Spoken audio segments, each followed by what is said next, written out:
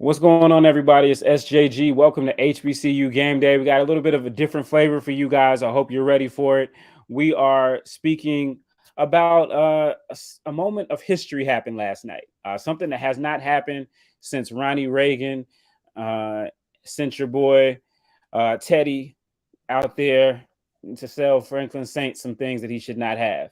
Um, and so we'll get into that in just a second. It's a big moment. Seriously, Howard University picked up their first regular season MEAC basketball title in 2020. Well, I'm sorry, since 1987, right? So, me, if you're a millennial like me, I was just learning how to talk. If you're Gen X, you weren't even Gen Z, you weren't even born yet. If you're Gen X, you might have been in school. School days was out. It was a much different time. That's how long it's been since we've had this happen for us here at here for Howard. So I am, and I could just talk about, covering Howard and, covering them over the last decade, but I wanted to bring in an expert. I wanted to bring in somebody who is knowledgeable and knows exactly, what the plight is of Howard, or has been for Howard University athletics and the basketball spectrum. So I brought in a special guest for you guys. He is a Howard grad, but he's also a North Carolina native. That's where he gets his chops to talk basketball. His name is Brendan Whitted. He is the head curator for HU Bison Express, which covers Howard University and athletics. So without any further ado, I'm going to bring him on, and we're just going to have a good conversation about last night, about this team this year, and about their prospects moving forward. So, Brendan, how are you doing? Welcome to HBCU Game Day, man. I'm doing great. Thank you for having me on. All you had to do was tell me, hey, you want to talk hoops? You want to talk Howard? You want to talk Howard hoops? I'm gonna show up. It's like the bat signal. I'm gonna just pull up. So thank you for having me on, man. Yeah, man, it's my pleasure, man. Last night you got a chance. You were in Burr Gymnasium to do a little bit of history. If you guys will notice, I am rocking a Howard shirt today. So I got this. So there's a little background. I got this at the Nike. I went to the Nike outlet store in North Carolina, and it was on sale. And I like the shoe. I like some shoes. I like some pants. I needed some colors. I said, hey, I'm gonna support another HBCU. Um, I don't like maroon. Sorry, North Carolina Central. So I went with the Howard. But no, yeah, man, great. We'll talk about it. But just I know a lot of people. I haven't covered HBCUs for so many years. They'll think that I'm hard on Howard. I am, because I have expectations of them. You guys are right up there at the top of academia. You guys are whenever a lay person thinks of HBCUs, Howard is always in the conversation, and a lot of times that gets you guys in a elevated position in sports and culture. And sometimes I have to make sure you guys earn it, because sometimes you guys haven't. But hey, it's a new day. Talk to me about last night, about Thursday night, about what happened and what that was. It was interesting, right? Like, because it's Thursday, as you mentioned, it's Thursday night and it's senior night, so everything takes a lot longer. So by the time, and the women, by the way, they handle their business. They're going to be they're looking in really good shape. Shout out to Coach Grace, who they won the tournament last year and the first ever NCAA basketball win in Howard's history when they beat Incarnate Word. So shout out to them. I'm rooting for them and definitely pulling for them. But by the time the men tipped it off, it was like 9:15. So it's a little bit of a different sort of a vibe. It's just later. And so I was a little bit concerned walking in. I'm like, I don't know what the crowd is going to be like. What is it going to feel like in there? And they were there. The band was popping. Like, it felt, as I've gone to a good number of Howard Burr Gymnasium, Howard home games now, and it feels like a home court advantage. And it didn't feel that way when I went there. I went there from 05 to 09. And I loved basketball just as much then. It's just we weren't particularly good. But also the crowd and the atmosphere wasn't the same. Every loose ball, every rebound, every three-pointer, you heard it. You felt it. And it's not just the band. It's not just the cheerleaders. Shout out to the Bisonets. They did a great job at halftime. but it's the crowd itself. Everybody's amped. Everybody's right on the edge of their seat, and everybody knew what the shake was walking into that building because it's an outright title. And shout out to the Howard administrators, by the way. They've done a really good job this year about, ticket giveaways and like having stuff in stadium. It was not always this way. They got half court shots going on and folks winning stuff like it, throwing stuff into the stands. It feels like a big time moment. And you have to have that. If you're in DC, just to keep it an absolute stack, there's other stuff to do. You know what I mean? Like there's plenty of other things you could be doing, especially on a Thursday night. It's turn up season in DC. Like it's a real city. So like there's plenty of things to do. And so I love the fact that they've done so much. And shout out to athletic director Kerry Davis for spearheading this, for getting this to be a moment like, hey, it's an event. And if there's one thing I know about Howard people, it's we love an event. We love to turn up and we love for it to be a thing. And that was what we got last night. And pretty much from jump, the basketball team was here for it. Like I was concerned because, your mom and your daddy there, you getting flowers and stuff beforehand. And everybody's congratulating you about a great season and a great career. Like the captain, Jelani Williams, who had a great game. I know he only had like, I think 4 points, four rebounds, but he had 5 assists. Like he was involved. He was invested. And I love the fact that everyone understood the moment, understood the assignment, and rose to that moment. And that's what you felt when you walked in that building last night. Yeah, you hit on a lot of great points, man. And, you talk about Howard and Burr Gymnasium. I always like to refer to it. Howard is one of the schools in the MEAC that still have their CIAA gym. I think Burr was built back in like the 1950s. And so it's kind of, seems like, it's I know at WSSU we have the CE Gain Center, which seats about the same amount of people there, 2,500-ish. And, when basketball is in demand and you have a gym that's not that big, it just makes the atmosphere even better. And I know, it's just like you, when I was in school, things weren't, basketball wasn't the greatest and it took a while to build back up. Talk about just how important you think it is for Howard that they make this, not only that they, continue to build on the success as far as building that atmosphere. Because I know, when you're consistently, losing or middle of the road, I mean, you guys have had some great players over the years. Some of the best scorers. I think the leading scorer in the MEAC history is Charles Williams, CJ Williams, who played a couple years ago. You had that team in RJ Cole, which was a really talented team, but they weren't able to get over the hump. What do you think it is about this moment now?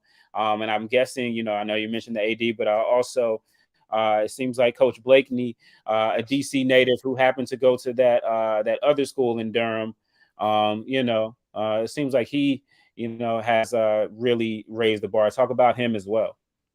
He gets it. He really understands. And just to go back to Davis for a second, I had a chance to have him on for Bison Breakers, the show that we do for Bison Express. You can go look it up on YouTube. Just go to Bison Express. And he understands the best, maybe most efficient way to get our sports and particularly men's sports. Let me be specific, because the women's won the Bethune Cup last year for the best sports women's program, regardless of sport, in the MEAC. They won that last year. So I'm specifically talking about men's sports, but basketball is something that we can invest in now and get quicker receipts for that. And he understands that, and he gets that. But with Blakeney, he understands where we are right now. Like I'll give you a small thing. Like he's right now he's instituting a platoon system where it's 5 guys in, 5 guys out. You don't really see that in a lot of different places, but he knows, hey, I've got a lot of athletes. I got a lot of talented players. I might not have the most talented players in the conference and certainly not in the country, but I have talented guys. Let's get them out there and let's get them some run. There's no reason for you to be the 7th or 8th man and for you to have some talent and for you not to contribute. He does that. And what he's been doing all year is wearing teams out. And that's a little bit what he did with Norfolk State yesterday, is because they got off to a hot start. Norfolk State started to come back, and then that second unit came in And those are the guys that really like expanded that lead. That was a 20-point game for most of, like, by the time halftime rolled around, I'm not going to say that game was done, but Norfolk State was a little bit done because they were just so tired. They pressed all game long. Elijah Hawkins, who was one of my favorite players, by the way, but he's one of my favorite players because of what he does offensively for them. He's quick, he's fast, he pushes the pace, he can get around whomever is in front of him, and he dishes. He's the leading scorer and leading assist guy.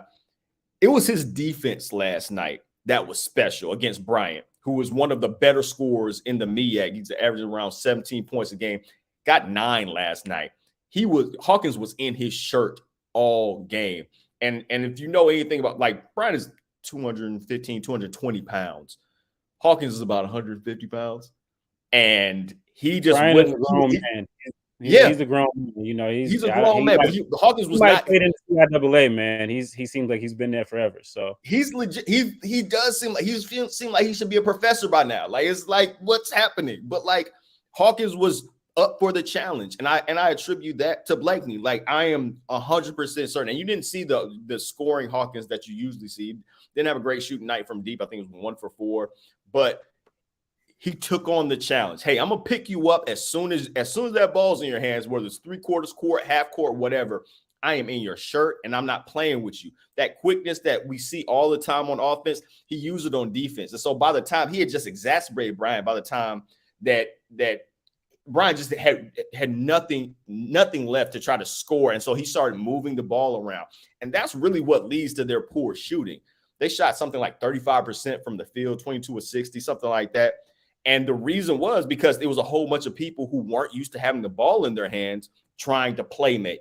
And what Howard did was, hey, if you're going to shoot poorly, we're going to grab that defensive rebound and we're going to run you to death. And that's what they did. They got back into the front court. Jelani Williams and Hawkins both had 5 assists in that game, and they were just push the ball. And eventually, some of Norfolk State just started collapsing in the lane, and that's what opened up the 3 ball. They actually shot better from 3 than they did from 2. Started collapsing in the lane, and that's what opened up the 3 ball. They actually shot better from 3 than they did from 2. Started collapsing in the lane, and that's what.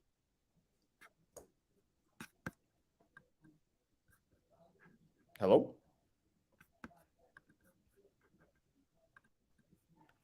Yeah. No, you're good. You're still okay. I got a weird feedback for a second. Sorry about that. I got you. No worries. Yeah, no, you're going. But yeah, you just finished your point. But yeah, like they were able to shoot so well from 3 because Norfolk State was collapsing. They were so concerned about the transition, and they were able to attack in transition. The only time where it got a little bit choppy was in the second half. Man, there were damn near 40 fouls in that game last night. And so that's when it kind of slowed down, and Norfolk State started making a little bit more of an ingress into that lead.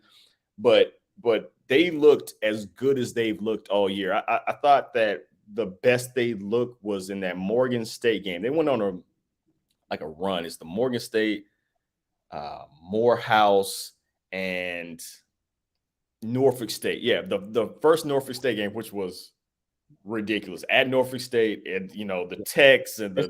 We're still pissed off about that, but yeah. like I didn't know what to take from that. Gotta go back to Norfolk. I'd love to hear your. Yeah, no, I mean, I'd love to hear your point of view, because like from mine, I was just watching. I was like, what is that? Because they were down double digits late in that game, and then they fought and clawed their way back. And it didn't seem like it seemed like one of those things where it's like, hey, we were down big, and then we got close in that game and just didn't have enough time to get back. And then the Techs happened, the steals happened, the free throw miss, make, and suddenly you look up and Howard has won this game. So I didn't even take that much from that game. I'm glad I'm getting a chance to speak with you, because I don't know how you took it, because I thought I kind of took it as a fluke sort of a game, because it was just so kind of weird.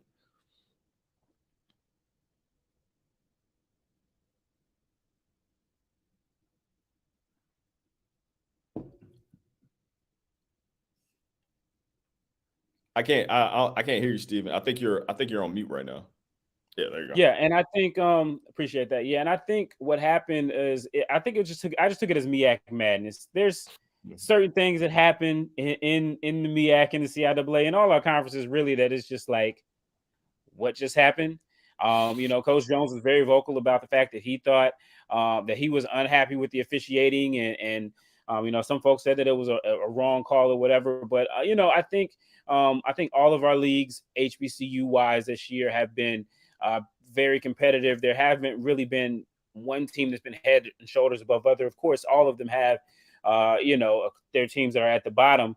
But I thought, yeah, again, just the way that, you guys were down, came back there at their building. Joe Bryant hits that shot, and, it looks like, order is going to be restored, and then it's anything but it. So, I just think it's a situation where, again, I think that, there's a lot of parity in the league, again, at the top. But, credit for you guys for going out and getting that win, because, you see that's the difference between the outright title and maybe tying with North Carolina Central, who is red hot heading into the tournament as well. So I think it's really been interesting too. I'd like to get your thoughts on it now that Hampton has, once Hampton got happy feet and left the MEAC, and it seems like, both Norfolk and you guys, that was your main rival. So it seems like you guys have kind of adopted each other as pseudo rivals in the MEAC, in this new and condensed MEAC that you find yourself in. Yeah, I mean, being from North Carolina, I'm a Raleigh kid, and my mom worked at Central, so I'm very familiar with the Eagles like that. And shout out to Lavelle Moten. He's a Southeast Raleigh kid too, like me. He went to Enloe, same high school I went to. So I've always rooted for him. Less so now, obviously, because I'm concerned about that team, but because as you mentioned, it's about peaking, right? Like whenever we have these conversations about the MEAC in particular, it's always, yes, we won the regular season. And I'm so glad that we won the regular season. It's the first time this happened in my lifetime. It's great. You got to do it during the tournament because you want to represent your conference in the tournament. And so it's always a conversation about, yeah, you did this in the regular season, cool, but are you peaking at the right time? Because winning the tournament is such a huge honor because you get to carry the mantle of MEAC. Because as hard body rivals as we can have, whether it was Hampton back in the G, Norfolk State now, Central, regardless of what happens in the tournament coming up, the tournament starts the 8th. Regardless of what happens with that, I'm going to be rooting for whomever comes out of the MEAC. And that's the sort of like HBCU versus everybody sort of vibes that I'm always going to be on. Now, it ain't that starting 8th. Like, understand, I don't like anybody from South Carolina State like right now, but that's where we are. And so I want us, and I think that we are, to be peaking at the right time. We're getting contributions from multiple people. You know what I mean? It's whether it's Jordan Woods, obviously Elijah Hawkins, Bryce Harris, by the way, great game. He like what they talk about, he got that dog in him. He combines that with his athleticism. He was everywhere on the court. He's getting the loose balls, offensive rebounds, has some nasty putback dunks. Absolutely lovely. There was an alley between him and Woods, like in the transition. I was like, okay, I did not know either one of y'all had that in the bag. I'm so excited to see this team, not just this year. Those are younger players that I'm talking about. Those are guys that are going to be here. To say nothing of Shai Oldham, by the way, who's coming off of his ninth Rookie of the Week performance. Like, my guy, like you are, it would be hard pressed for me to see anybody else winning that rookie of the year for the MEAC. He's been so good this year for them. And so I'm excited not only for this year, not only for this tournament, but this upcoming stuff that's coming up. Blakeney has done a fantastic job of not only putting this team together, but getting them to gel. And if I'm being honest, I've spent a little bit of time with these guys, not a ton of personal time, but a little bit. They did this really cool thing with Mama Toto Village, which helps out particularly black women with their just the pregnancy, postpartum, the entire thing. And we all know about what's going on in this country with their mortality rates, how scary it legitimately is. And they really care. They really care not only about one another, they care about Howard and the global community. If you're gonna shout out the, gonna shout out the tagline for that. Like they really do care, and it's very easy to like this team. They're a very likable team, to say nothing of the fact that they're a whole bunch of talented brothers. Yeah, man, no doubt. Blakeney, obviously, McCord Maker, that that didn't turn out necessarily how folks wanted, but I think again, building this team, finding Hawkins, finding Settles, and then also obviously Shy Odom, huge finds for you guys, for sure. And as we look forward, you talk about the conference, we got the seedings just dropped on Friday. So everybody go to hbcugameday.com. Make sure you check out those seedings. Make sure you double and triple check it, because I know I'm going to have to when the tournament rolls around. But just, let's look at it. So you guys are number one. And that means that you will get to play on Wednesday. We got in this new condensed MEAC tournament. It used to be the MEAC tournament started back when you guys had 13 teams, started on Monday and went all the way through. So now you guys will play number 8 seed South Carolina State. That's going to be at 6 p.m. on Wednesday. And then we'll have North Carolina Central and the Eagles. They'll be taking on Delaware State, around 8-ish. And so those are their quarterfinals. The winners of those games will get a chance to go. You guys have never actually been you guys have never actually won the MEAC. Won a game in the MEAC under Coach Blakeney. Just talk about the tournament, what you see playing out there. Absolutely. I think a lot of it what was interesting to me early on, I think they played Kentucky really, really early in the season. They got smoked. They got smoked like 35, and everybody kind of was like, oh, well, why are we doing these money games? So I really don't think it had anything to do with money at all. I think it was about last year and the way they kind of there was a little bit of a shell shock with Coppin State. Coppin State wasn't particularly good last year. Now, they beat Howard, I think, multiple times, but they weren't some great team. Howard was, I think, second in the MEAC at the time and was heavily favored to win. Howard ended up losing in the first round. And I think now you're starting to see some maturation from this team. And I'm interested to see what that looks like on a neutral court, right? Where it's not, hey, this is Burr. Howard is no joke in Burr now. Like, Burr ain't nowhere you can just walk into and you're just gonna get a dub. Like, nah, you're gonna have to fight, you're gonna have to claw, you're gonna have to scratch. I'm interested to see what this team looks like in a neutral court sort of situation. They had a tough time against it when they traveled to Morgan State. Shout out to Erica Lee and the Howard Alumni Association for Be More, because they had buses coming up and they had several of the Howard students there, but they didn't play great, and they got kind of pushed back a little bit. I want to see them play well. I want to see them beat South Carolina State, because South Carolina State has been close in several games. Like I know they've only won, I think, 2 or 3 conference games, but they were close versus Morgan, close versus Central, close versus UMES. These are like 1 or 2 possession games late, and they can lose. Like Howard could lose in that. Like everything is so hype when it comes to MEAC tournaments, because if you lose, that's it. You know what I mean? That is completely, it doesn't matter about all the winning that you've done previously. It matters for your program, right? It does matter for your program, but it doesn't matter for that year, right? Like, we're talking about having won an outright title since 1987. No one can take that away from Howard. No one can take that away from those young men and the young women on the training staff and stuff. Like, no one can take that away from them. But ultimately, you're usually judged, and particularly when you're the number 1 seed, you're judged by what you're going to do in the MEAC postseason, and if you can represent. And that's what I'm interested to see, if they're able to get up, how they feel on the neutral court when maybe not as many people are rooting for you, maybe people are rooting against you. Howard has an interesting relationship with a lot of HBCUs when it comes to, hey, we don't like y'all because X, Y, and Z. And some of it's deserved, you know what I mean? And some of it is just kind of the trappings of the success that the university has had. And I want to see how they respond, because I believe in this team and I think they're going to respond well.